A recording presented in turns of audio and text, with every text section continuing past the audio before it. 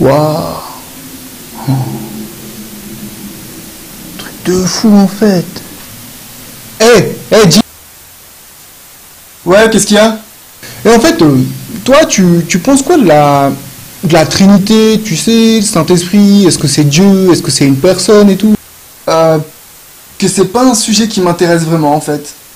Oh, mais arrête, c'est hyper important la Trinité, ça parle de Dieu, il faut se positionner quoi, tu vois, tu peux pas juste dire ça. Écoute, attends, en fait là je suis en train de regarder une vidéo trop mortelle. En fait elle explique, tu vois, que le concept de la Trinité, c'est un truc, ça vient des païens mec. Mais c'est pas parce que les païens ont un mythe ou une légende qui se rapproche d'une autre idéologie que tout d'un coup ça devient foncièrement mauvais. Ah bon? Bah oui, par exemple, tu prends l'idée d'un fils de Dieu qui meurt pour le salut des autres. C'est quelque chose que tu vas retrouver dans d'autres théologies, dans d'autres légendes et mythologies. Mais prends tout simplement le déluge. Le déluge, c'est quelque chose d'assez universel dans les mythologies antiques. Et pourtant, ce sont des choses qui sont très bibliques. Ouais, mais le mot Trinité, mec, t'as vu? Le mot Trinité, tu trouves pas ça dans la Bible? Ça, c'est un truc qui a été inventé par les hommes, c'est bien une preuve, ça.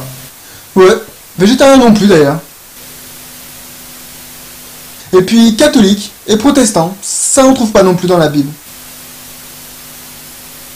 Peut-être même que Sainte Seine, c'est pas un terme biblique. Ouais, mais quand on sait qu'il y a des gens qui ont été persécutés parce qu'ils ont refusé de croire en la doctrine de la Trinité, mec, ça fait réfléchir, hein. Écoute, les musulmans, les cathares, les témoins de Jéhovah, les francs-maçons, ce sont toutes des courants idéologiques qui ont été persécutés à un moment ou à un autre par un État ou une église. Ça ne fait pas de ces courants théologiques, ces courants de pensée, des courants qui ont la vérité nécessairement. Le fait d'être persécuté ne veut pas dire que tu détiens la vérité. Ouais, c'est pas faux. Mais toi alors? Toi, tu penses quoi? Toi, tu penses que l'Esprit Saint, c'est une personne? Écoute bien, je vais te donner ma réponse. Je m'en moque. Complètement. La question de savoir si le Saint-Esprit est une personne, s'il est Dieu ou s'il n'est pas Dieu, s'il s'agit juste de l'Esprit de Christ ou de l'Esprit de Dieu, est-ce que c'est quelque chose d'informe, d'impersonnel, une espèce d'esprit... Oui, bah t'as bien compris, le Saint-Esprit, ça provoque pas mal de débats. Mais en fait, on essaye de s'accrocher à des choses qui n'ont vraiment pas de sens. Par exemple, dans la Bible, on va trouver dans Jean, chapitre 4, verset 24, un verset qui dit tout simplement que Dieu est esprit. Donc si Dieu est esprit, alors une personne peut être esprit et Dieu peut être un esprit. Alors pourquoi pas l'inverse? D'ailleurs, soit dit en passant, la forme grammaticale laisse entendre qu'on pourrait dire que l'esprit est Dieu. Mais c'est pas ça la question. En réalité, est-ce que tu serais capable de me citer un verset qui dit qu'il est indispensable de comprendre la personne du Saint-Esprit? Un verset qui dirait tout bonnement que si tu ne comprends pas le Saint-Esprit, tu ne peux pas avoir accès à ce Saint-Esprit et donc au plan du salut. Ou alors un passage biblique, théologique, qui nous ferait toute une description systématique de la théologie de l'Esprit Saint et qui nous décrirait sa personne et qui nous dirait clairement s'il est Dieu ou s'il n'est pas Dieu. Ouais, bah il y a... Ah, je sais pas en fait. Non, tout simplement. Et même je vais te dire, je pense que la Bible et Dieu laissent volontairement la chose un peu confusionnelle. Alors pourquoi est-ce que je dis confusionnel? Tout simplement parce que des fois on ne sait pas trop qui fait quoi dans cette histoire. Par exemple, est-ce que tu serais capable de me dire qui est-ce qui a créé l'homme? Ouais, ça c'est facile, c'est le Père qui a créé l'homme. Ouais, ou alors c'est Jésus. Ah, je sais plus. Effectivement, dans Genèse chapitre 1, c'est Dieu, c'est Elohim qui a créé l'homme. C'est le Père. Ou peut-être le Père et le Fils. En tout cas, dans Jean chapitre 1, c'est le Fils qui a créé la terre et donc qui a créé l'homme. Mais si on regarde Job au chapitre 33, on nous dit que c'est le souffle de Dieu, ici tu peux traduire l'esprit de Dieu, que c'est le souffle de Dieu qui a créé l'être humain. Mais c'est tout simplement normal dans l'esprit biblique de la chose. Typiquement dans Jean 17, on ne sait pas trop si le Père et le Fils sont pas vraiment en fait la même personne, puisque le Père est dans le Fils et que le Fils est dans le Père. De même, en fait, dans le chapitre 14, 15 et 16, on ne sait pas trop si l'Esprit Saint et le Christ sont deux personnes distinctes. Lorsque l'on regarde, Christ dit « Je vous enverrai un autre, le Consolateur ». Mais en même temps, dans Jean 15, il dit que de recevoir l'Esprit Saint, c'est de le recevoir lui-même. « Je demeurerai en vous et vous demeurerez en moi ». Il y a donc une notion confusionnelle. Le Père est dans le Fils, l'Esprit est dans le Fils est dans le Père est... etc. etc. À ce sujet, j'aimerais d'ailleurs lire une citation d'un auteur bien connu, qui nous dit clairement que, en fait, connaître la nature de l'esprit, On s'en fiche. Il n'est pas essentiel pour nous d'être capable de définir exactement ce qu'est le Saint-Esprit. C'est clair quand même. Non? T'en veux encore? La nature du Saint-Esprit est un mystère.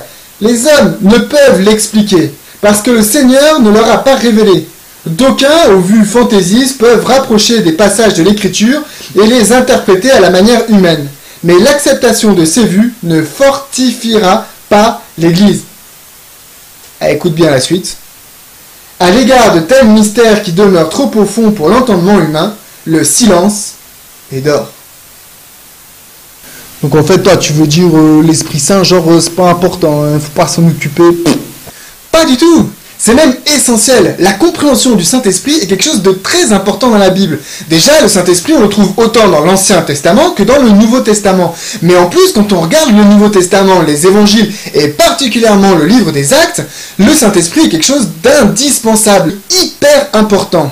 Et j'en veux pour preuve que Paul, lorsqu'il s'agit de faire un exposé de sa théologie et de sa doctrine, c'est-à-dire l'épître aux Romains, il va arriver au chapitre 8, verset 9, à dire ceci. Vous ne vivez pas selon la chair, mais selon l'Esprit, si du moins l'Esprit Saint habite en vous. Et ici, en fait, Paul pose la question et challenge les gens à qui il écrit. Aux Romains, mais à nous aussi. Est-ce que l'Esprit Saint habite en vous? Et il rajoute ceci tout de suite après. Si quelqu'un n'a pas l'Esprit de Christ, il ne lui appartient pas. Regarde une autre histoire. Dans le chapitre 8 du livre des Actes, on va retrouver le diacre Philippe qui va aller en Samarie. Ouais, Philippe, il est mortel.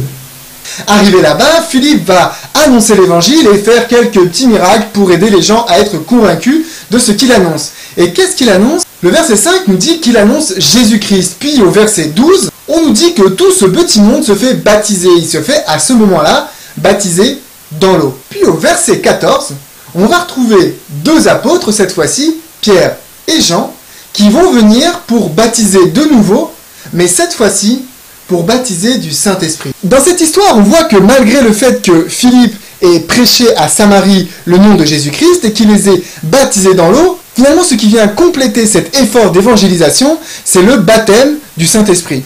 Ça nous montre ici bien que le Saint-Esprit et la présence du Saint-Esprit dans ta vie, c'est quelque chose d'hyper important. Mais regarde, même notre ami Paul, lorsqu'il est sur le chemin de Damas et qu'il se fait éblouir par Jésus-Christ, il devient plus ou moins aveugle. À ce moment-là, Dieu va commander à une personne qui s'appelle Ananias d'aller à la rencontre de Paul et d'aller lui permettre de recouvrir la vue. Mais si tu regardes bien, chapitre 9, verset 17 du livre des Actes, Dieu demande aussi à Ananias d'aller remplir Paul du Saint-Esprit. Un dernier épisode intéressant se passe à Éphèse, toujours avec Paul. Lorsque Paul va à Éphèse pour évangéliser cette ville, il va rencontrer des disciples, sous-entendu, d'autres chrétiens. Et quelle est la première question qu'il va poser à ces chrétiens? Je sais pas, elle est où l'église du coin? Eh non, pas du tout. Ce qu'il leur demande, c'est « Avez-vous reçu le Saint-Esprit » Et à ton avis, qu'est-ce que les disciples répondent à ce moment-là? Ah bien sûr, ils ont répondu oui les mecs. Eh ben non. Les disciples répondent « On n'avait même pas entendu parler qu'il y avait un Saint-Esprit ». À ce moment-là, Paul leur explique qui est Jésus-Christ, le Saint-Esprit, etc. Et il les baptise du Saint-Esprit. Finalement, cette histoire, elle illustre bien le vrai problème avec le Saint-Esprit.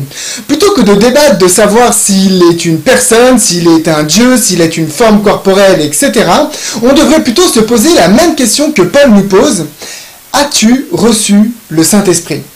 Finalement, on pourrait répondre comme ses disciples, on ne savait même pas qu'il y avait un Saint-Esprit, parce que quelque part, on se focus tellement sur des choses qui ne sont pas importantes, et on ne se focus pas sur la chose qui est importante, est-ce que l'on a reçu le Saint-Esprit?